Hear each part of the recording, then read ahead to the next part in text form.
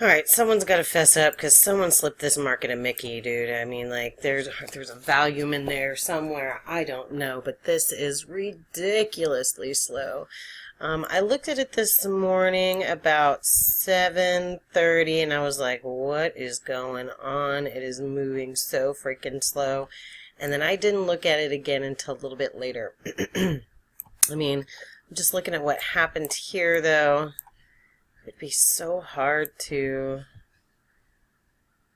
right at 8:30, maybe attempted the long here. So possibly right here, once it gets up towards the first area that held up, you get a reversal bar. Let me show you here. Make this a little bigger. So possibly like right in here with an exit about here. Then it pushes through with a lot of strength and momentum going through the zero line on both of the time frames.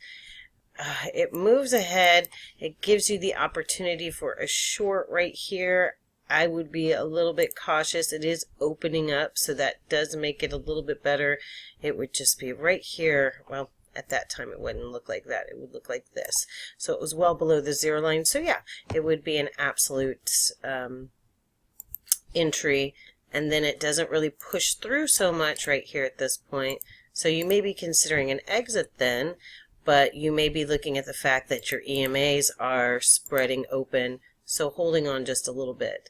You've got major divergence so far on that one. It pulls back up. It gives another entry with another, flattened out at that time. I mean, it's been, wow. It pushes down pretty hard. It pulls back in. Possible short right in this area while it's rolling off the zero line. I'm not even going to mark these. These are pretty much ridiculous. And pulling right back into an area that's been holding up. And which would be right here, I guess. Is that the same? Hold on, I'm sorry. Yep, no, right there. So the market hasn't been getting a lot of my attention lately. I've been really busy. Last week, my daughter got sick. I got sick. It sucked. Yeah. Here's another opportunity for the short right in this area. And then it just turns around and goes right back to the upside. This is actually where I started watching it. I could see the potential for a short right here. I didn't take it because you were going right back into that zero line and right back into an area that just wasn't, here we go, right here. Sorry. I'm not moving it along properly. I apologize.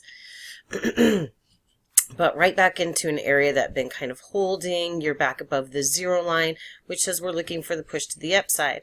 I actually had an order right here, but didn't get into the trade. Had I taken it, I would have been looking for a quick exit because it just really wasn't going anywhere today. So that quick exit either was here or here, especially with the divergence as you're getting up into an area that held a couple of times right here. And let's continue on and see what happens now. It pulls up a little bit higher, and at this time your EMAs are starting to open up to the upside. So you're thinking, okay, well maybe I can take a long trade here as it pulls back to, there we go, right there, to the 1597 EMA. So considering a long would be okay. Oops, sorry, wrong button there.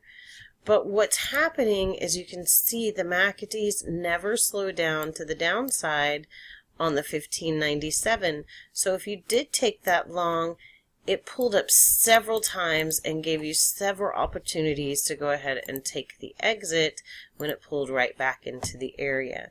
And then it just, and guys, this was mind-crushing boredom to watch. This is 2 hours right in here. 2 freaking hours. So I've been reading a book, just kind of watching along, and there was really nothing that was so compelling that said, let's go ahead and do it. So let's look at where it's moved itself to. Oh, just 1 bar ahead here.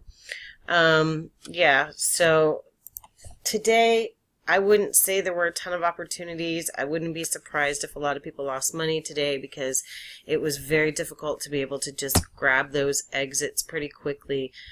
What I'm working on right now is something to help people learn to flow with the market. So this becomes easier instead of just always holding for that longer target, or instead of trading based specifically off of areas. So yeah, this would have been a pretty raunchy day probably had I traded it, but yeah, there was just nothing to do. I mean, like I said, I considered right here, I felt like I would have been jumping on with it. It would have been my only opportunity to really get some profits, but yeah, as we can see, that didn't happen. Hopefully tomorrow there's a little more that I can work with and teach with. I'm going to go ahead and upload this up to YouTube because I'm not sitting here any longer. This has had enough of my time, and I've got things to work on. So, hope y'all have a wonderful day, and I will catch you tomorrow, possibly.